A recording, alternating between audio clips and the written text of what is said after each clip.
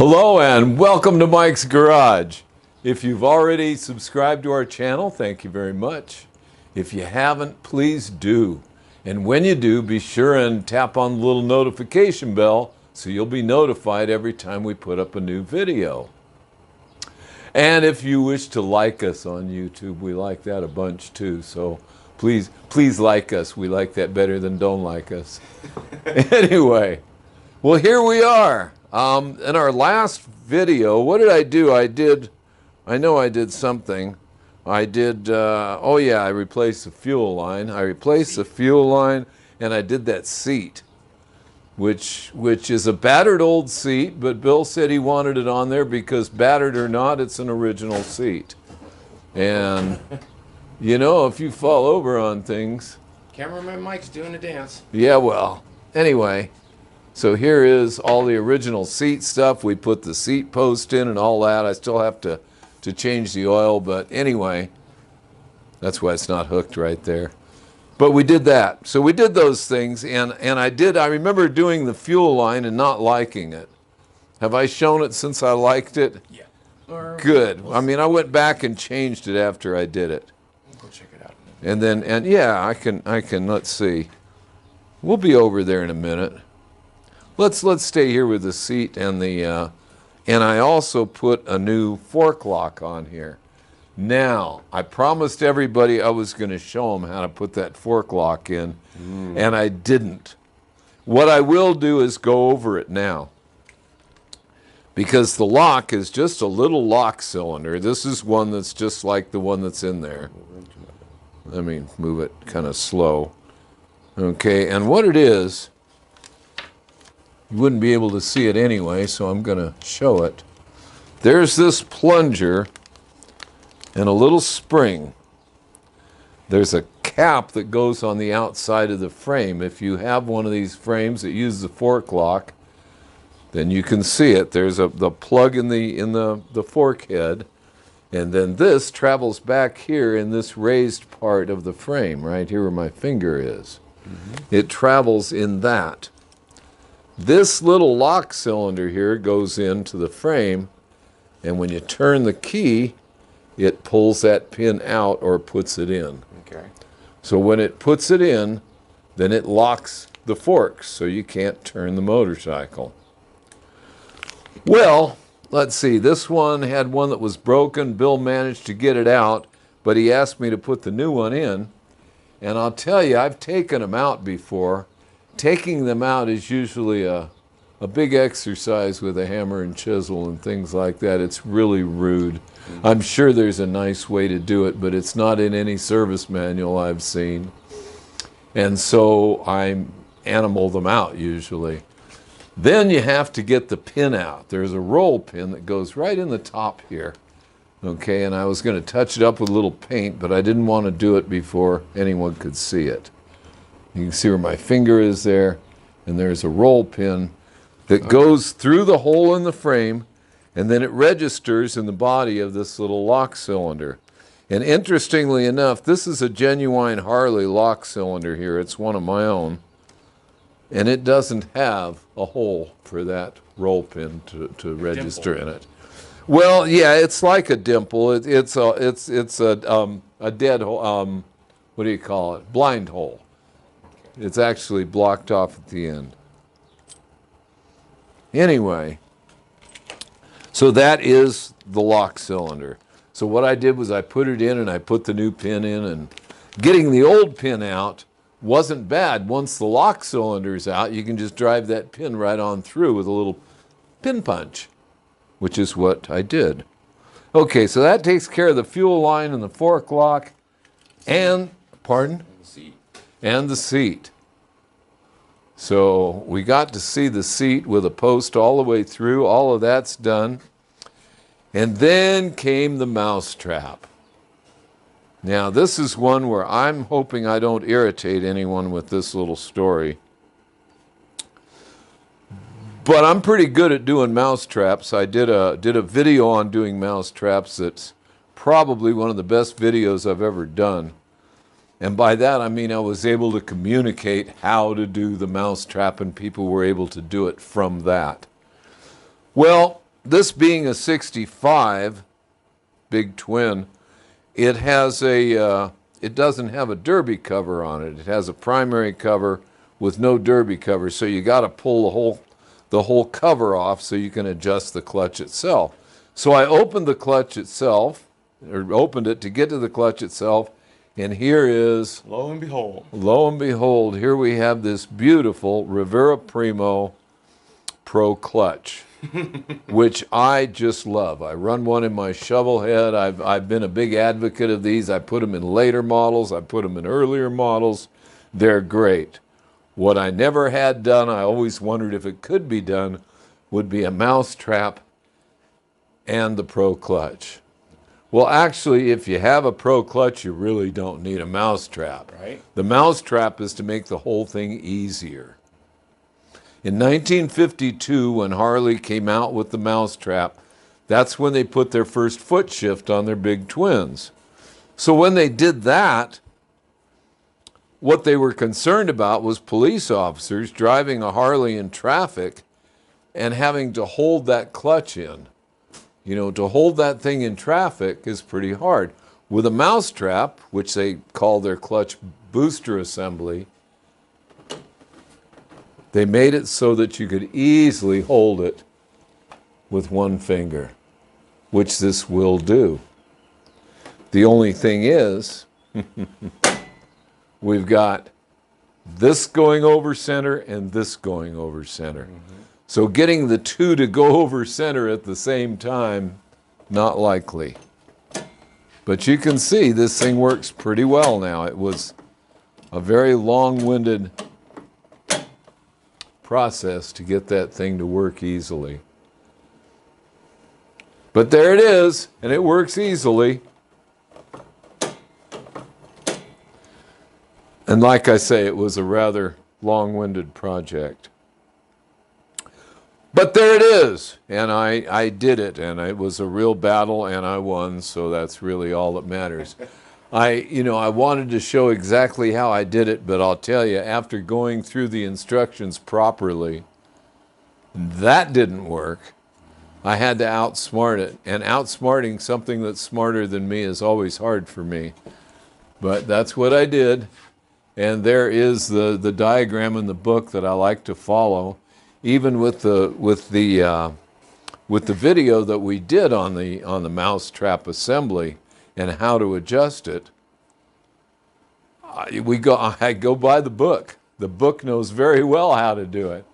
The whole thing is to take the book and try to translate it to something we can all understand. That's the goal. Anyway, I don't know what else I've done to this thing. I'm about done with it. I may do a little tuning on it tomorrow, depending on whether or not it needs it. I will get some fresh gasoline in the morning.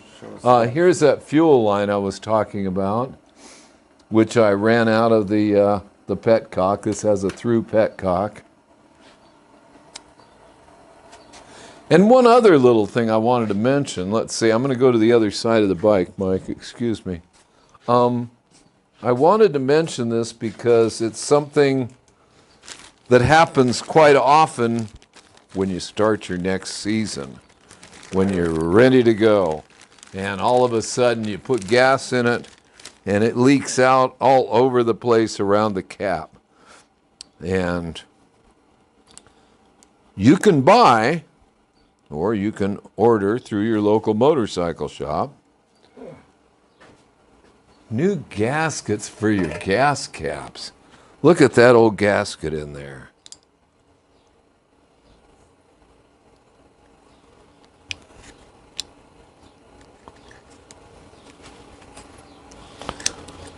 We'll just kind of put a new one in there. I'll get it. Okay, that's the vented side.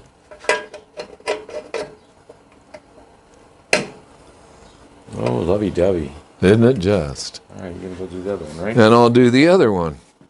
And then we'll have new gas cap gaskets in there. And the thing is, here, look at this one. This is why I wanted to remember to do it. Oh, wow. Yeah. Well, I think at some point somebody stacked two in there. So I'll have to see if it leaks or not.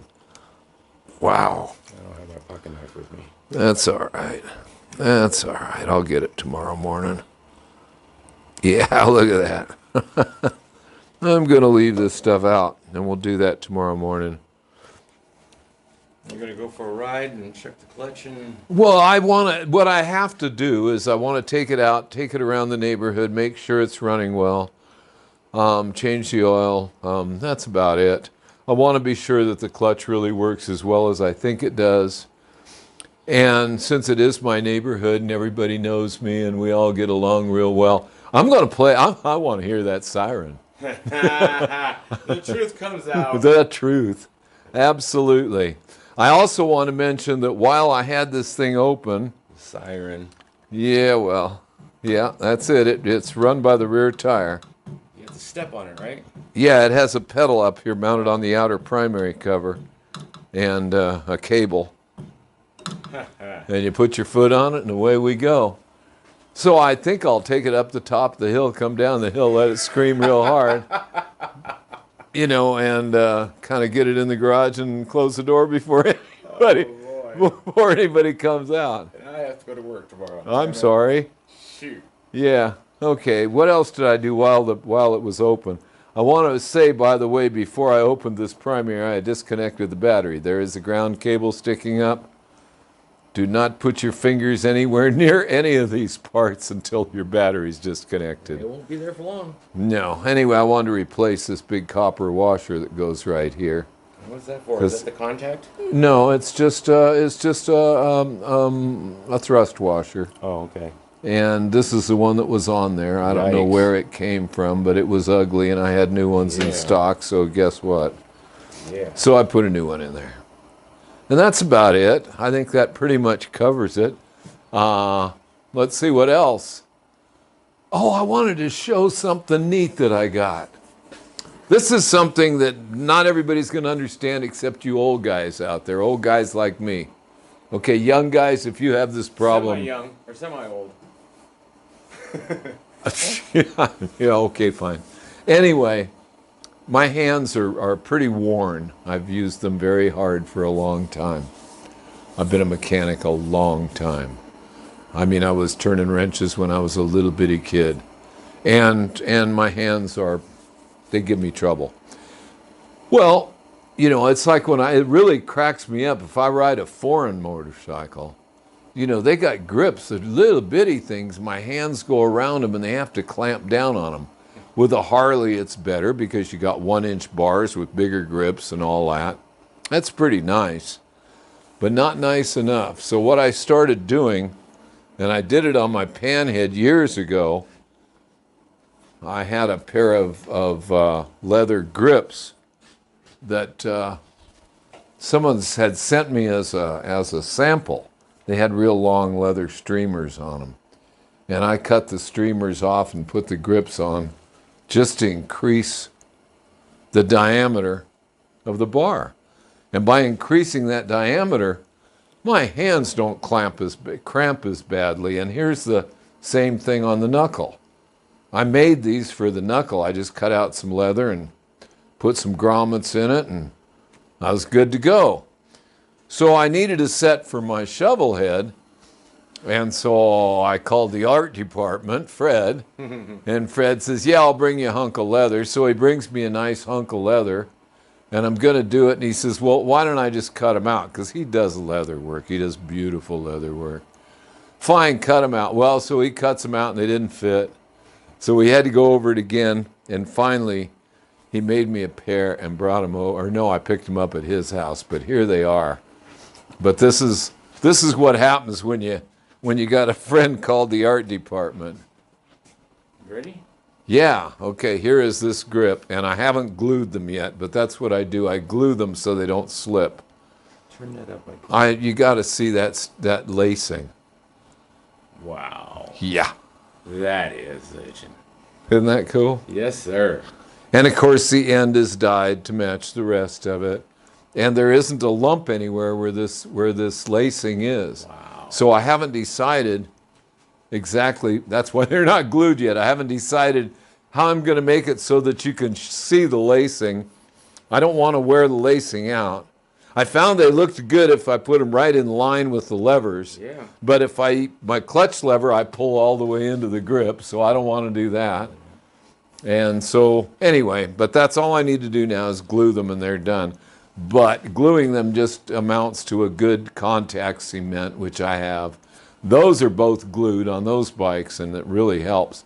But when I put my hands on this, what a difference. Yes, sir. I mean, that really, really takes care of the pain. And anyway, so that's what the whole story on that is. Anyway, I wanted to show those. And Fred made them for me, and they're beautiful. Okay, also, we have T-shirts.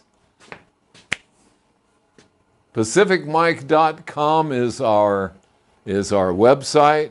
And if you go to that, it says Shirt Store up in the upper right-hand corner. All you got to do is click on that and you get to the shirt. So all it is PacificMike.com. That is the website. And there's pictures of me, and then there's pretty pictures of motorcycles, which is way better. But anyway, there it is. And also our baseball cap, which is embroidered. And that's about all I have to say about those. But that's basically it. We're hoping to have another run pretty soon for some of the odd sizes that we used a lot of. And so we're going to be making some more shirts. We do have a lot in stock still.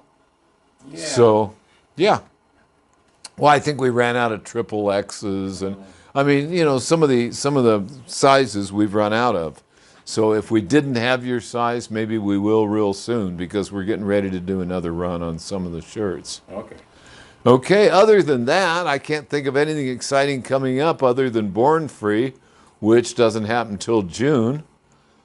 I don't know of anything great coming up in the next week or two, Well, but it's that hippie killer. We haven't heard anything. I haven't heard a word about it yet, so I don't What's up with know. that? I don't know what they're doing. I'll call Cuddy and find out. Yeah. But until then, I'll see you out on the road.